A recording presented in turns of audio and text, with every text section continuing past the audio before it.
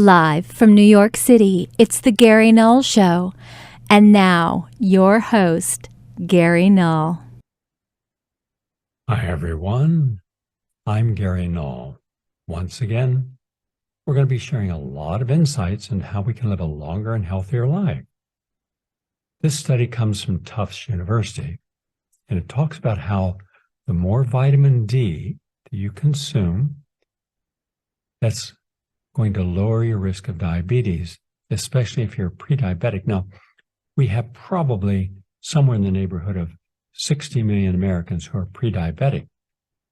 And the risk factors are being overweight, especially if you're obese, and also if you have high blood pressure, then there's a pretty good chance that you're going to end up pre-diabetic. But people don't go in and check their blood. People generally don't go in and check their blood pressure either. Blood sugar, blood pressure, you got to check both. So when you add in the diabetics that are being treated, and you add in all the people who are with high blood pressure who are being treated, then you add in all the people with high blood pressure who have not been treated, and all the pre-diabetics who have not been treated, you're dealing with literally 100 million Americans and more. It just puts you at greater risk of dying. So a review and meta-analysis published in the Annals of Internal Medicine found a 15% lower risk of developing type 2 diabetes among pre-diabetic men and women who receive vitamin D supplements.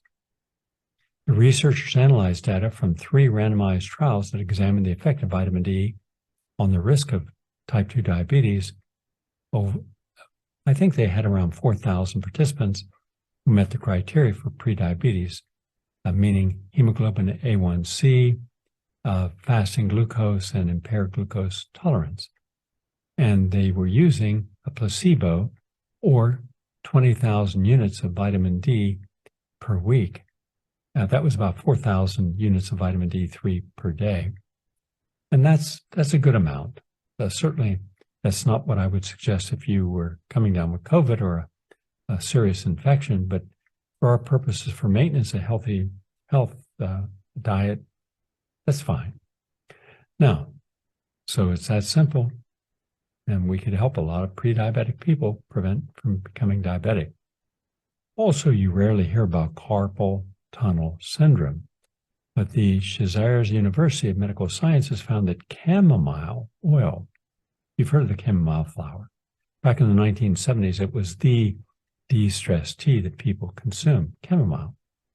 Well, research reveals that topical, meaning just rub it on, chamomile oil can have a positive effect for those experiencing pain from carpal tunnel syndrome.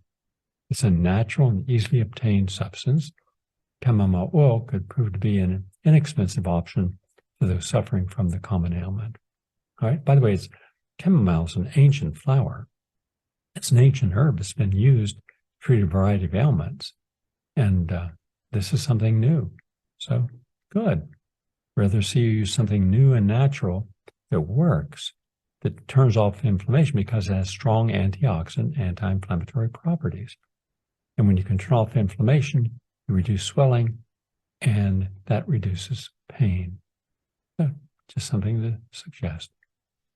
Now, also, something I focused on a lot. This is from the University of California at Riverside. Acts of kindness can make you happier. And I'll bet all of you have experienced this. Performing even small acts of kindness and gratitude can make people happier. But how this occurs is more of a puzzle.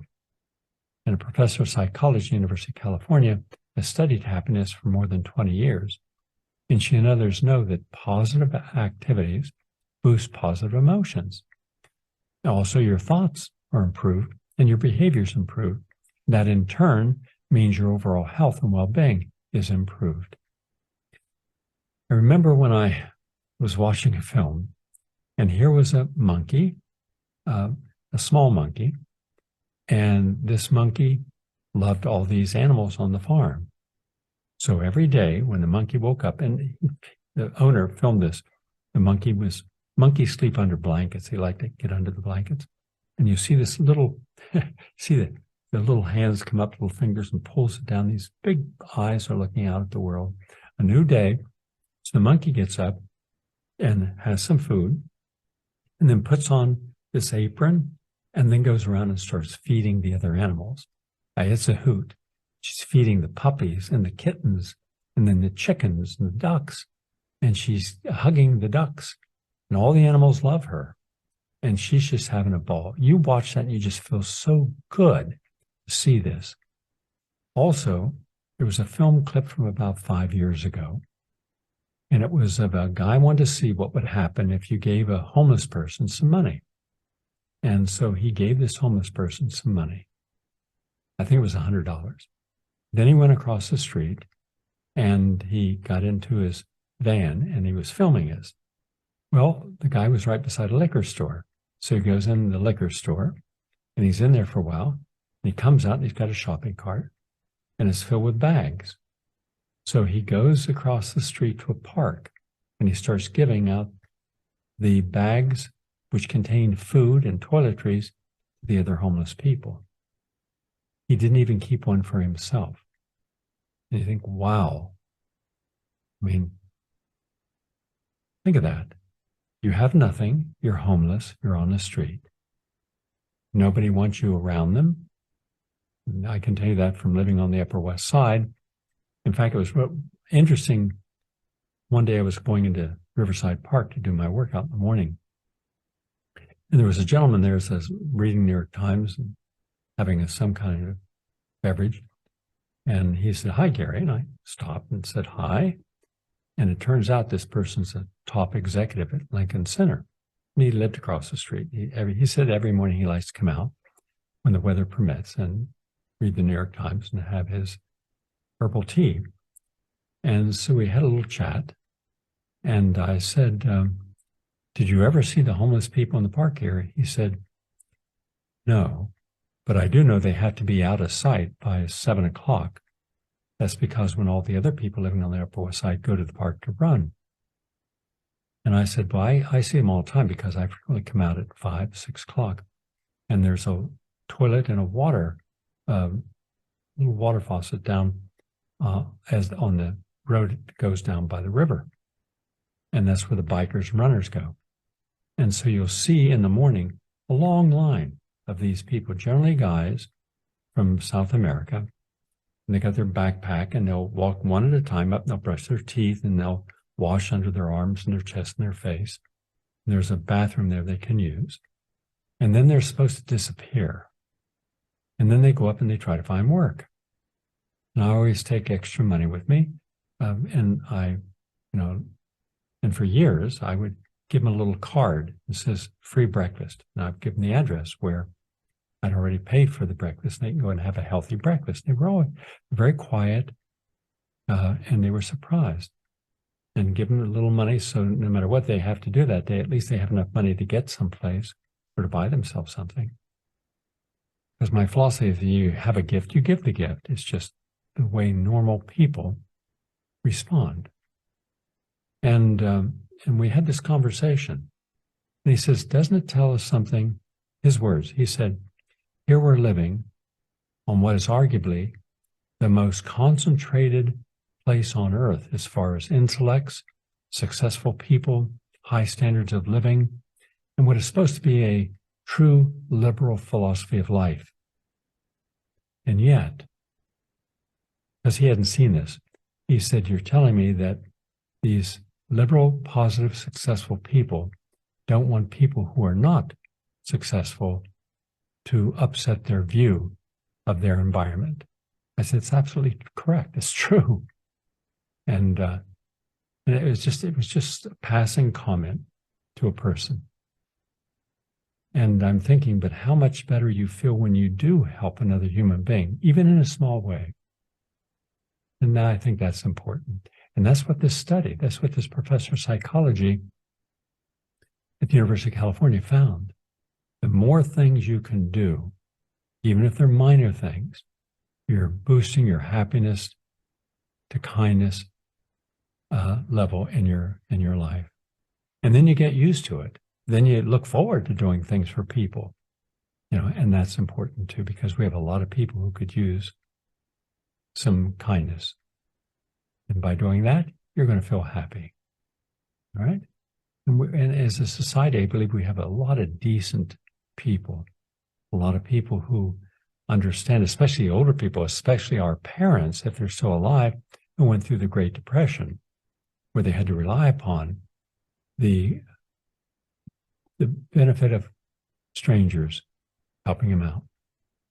Because we are now faced in our society with over 200 million Americans out of a country of 340 million who cannot write you a check for $500, who are imbued in debt and no way out, not with our current political system of creating debt and profiting from it.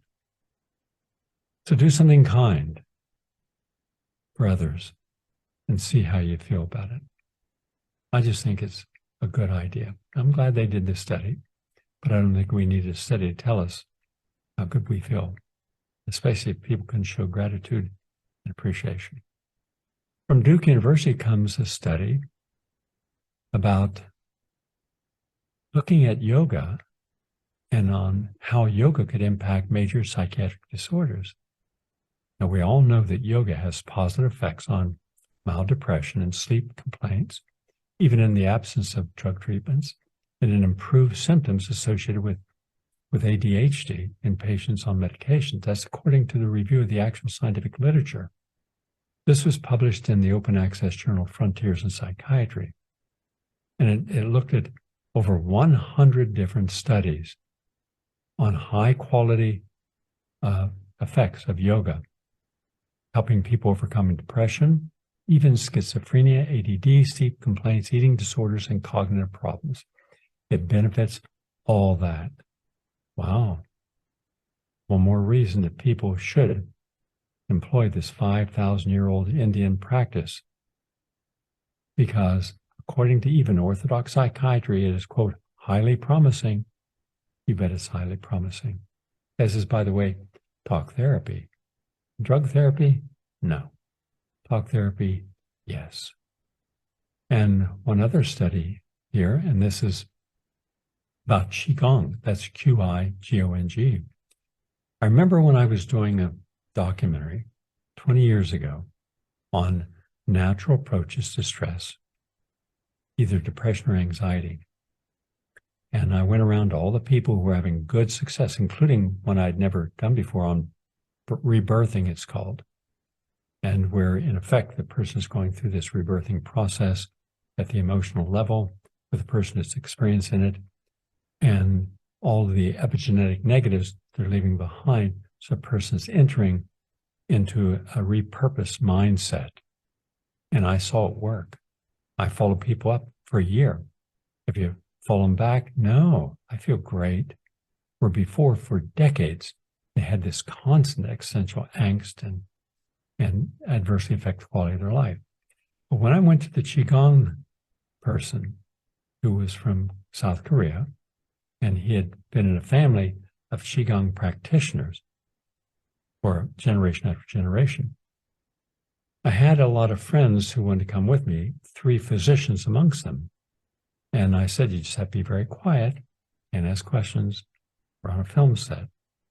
So we're in the guy's office, and I took someone that had specific problems that no one in the room knew about. I did.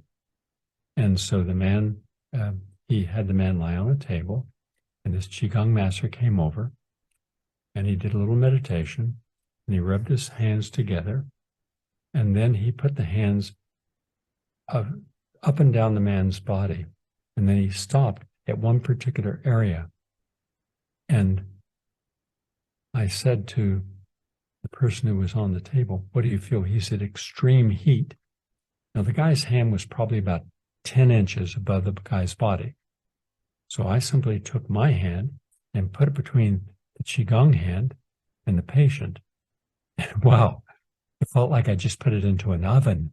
I mean, real heat. And I'd never experienced that before. I'd never experienced Qigong before. Knew about it, never. And sure enough, when the man was finished, he explained what he saw was out of balance with the energy. And sure enough, that's exactly the area the person had problems with. And the person had extreme diverticulitis. And he was right there. Of all the places on the body, he was right at the intestine. And the person said he felt amazing. And about 2 weeks later, when he had another physical exam, they couldn't determine any of the gastrointestinal problems, including diverticulitis. So I've seen what these energy therapies can do. I've tested them in the laboratory. I used to have all the time. Aside from the 165 experiments I did in health and nutrition in the anti-aging division of the Institute of Applied Biology, where I was a senior research fellow, I did psi research. Now, the director allowed me to do the psi research, providing that I was told they would not be submitting any papers for peer-reviewed publication. It was not to be discussed. Fine. Because it was just a lot of, when you get a lot of orthodox people, they can't appreciate what happens when people have energy that's out of balance, or those who can rebalance energy.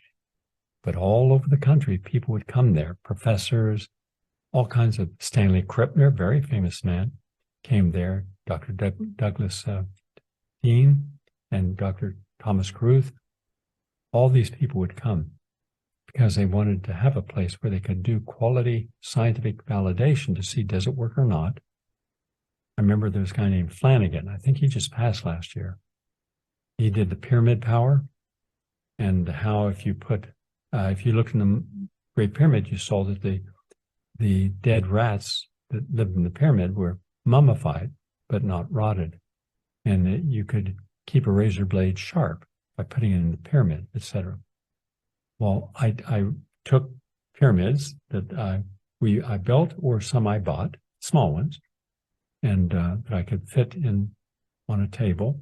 And we did that, razor blades. I cut my face all up. That didn't work. And we had a lot of dead rats downstairs, and they all rotted. None were mummified. So I contacted him. I said, we've done 16 experiments, and all 16 failed. So from my perspective, I can no longer in any way support that the pyramid power is what you and others are advocating, based upon me trying to duplicate it in the lab. Anyhow, but there were a lot of things we did prove. And the single most important thing we proved was that rebalancing a person's energy can definitely help in the healing process. And we saw that with acupuncture. We saw it with chiropractic. We saw it with reverse hypnosis. And I had a lot of scientists, Dr. Putterman, Dr. Harari, Dr. Lane Kahn, Dr. Donald Mullen. Several of these are my close personal friends, and they were up there all the time doing all kinds of experiments.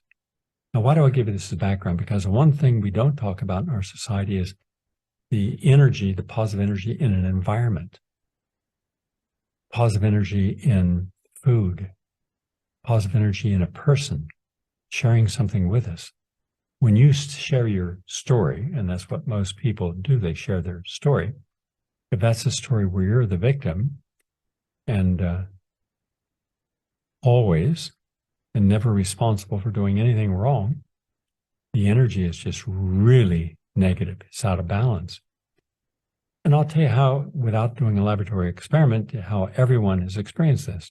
How do you feel when you're around life that is full and vibrant? People, animals, puppies, kittens, things that are happy.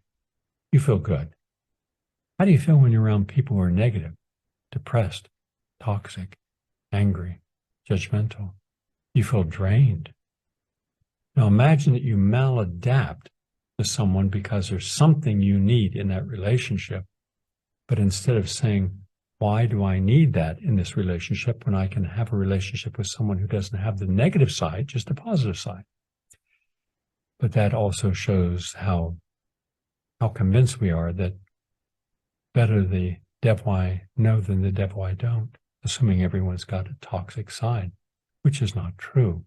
There are loads of wonderful, balanced people. We're not talking about perfection. We're just talking about balanced people. They don't bring their negativity and focus it on getting you convinced that their story is right and they're a victim and you have to hear the story 1,000 times. Whatever advice you give them, they're not going to take it in any case. And you just feel drained. I don't have those people in my life. People have problems. Let's work on the problem. If you don't want the problem to go away, then I'm the wrong person to be around. But a lot of people don't want the problem because their whole identity comes from being a victim. Because what do you not expect from a victim? Anything. All right? What do you expect from people who are happy, have ideas, and engaging them? You expect them to do things. You expect to have some positive outcomes. So Qigong, coming back Qigong could determine where there's an imbalance in the life flow, the energy, and correct it. Now, I'm not talking about someone who teaches Qigong. I'm talking about an authentic practitioner. Here's the University of Texas at MD Anderson Cancer Center, one of the most respected cancer centers in the world. Quote, Qigong improves quality of life for breast cancer patients. That's correct.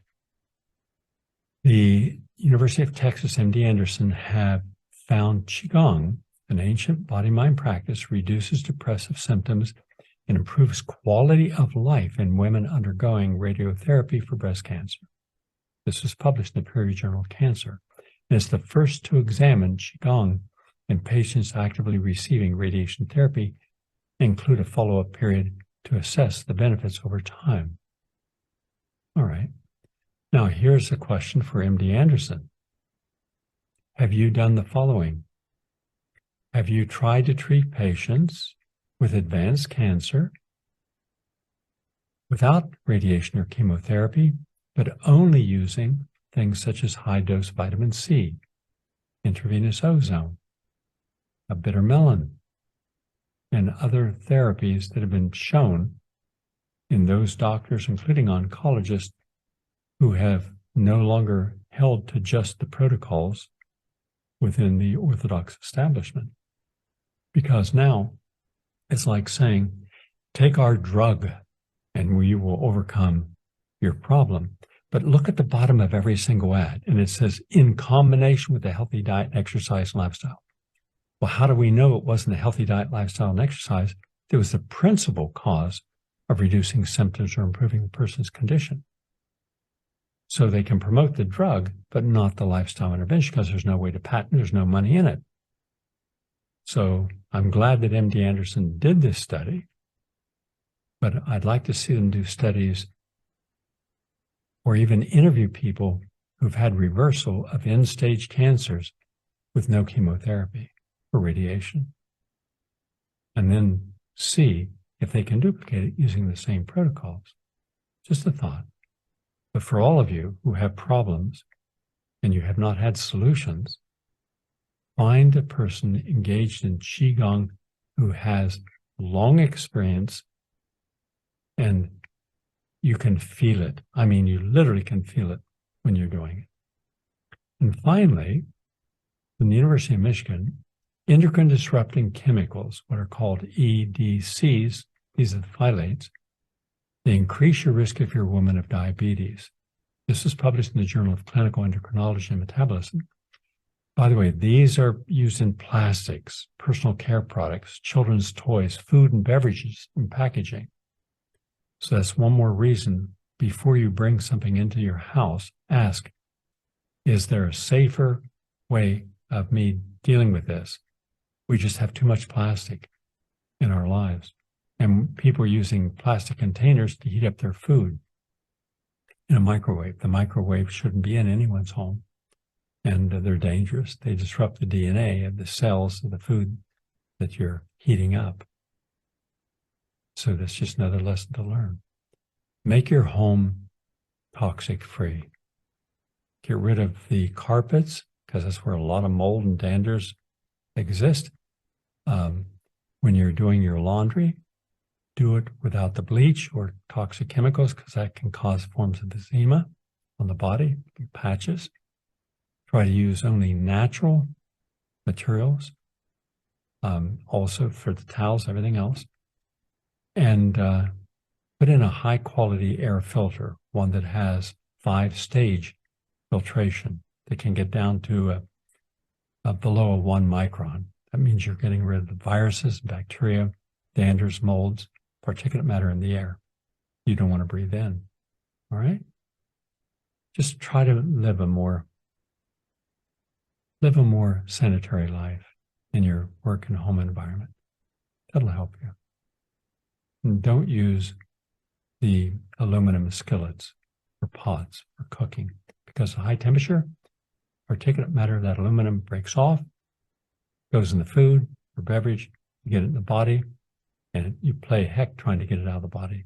It can disrupt your neurological function, your central nervous system, and it can contribute to cancer. Live a more natural life. Use stainless steel. Use things that do not shed off. That's the latest on health and healing. And today, on our Classroom on the Air, which is up on Rumble and GaryNull.com, I did a segment on getting off the grid, getting off their grid, so that you can make better choices in life. Support that which is healthy and healing and honest, instead of the lies and the biases. I went through about 35 minutes on just that one. Every day I put another Classroom on the Air up. I don't shed on this because we have a packed program. And these are free, that you can get them over there. And we'll give you more every single day. Always new information, new insights. PRN.Live. All right? We're going to take a break and come right back. Please stay with us. Are you tired of closed-minded programming? Well, look no further than PRN.Live, the home for progressive voices.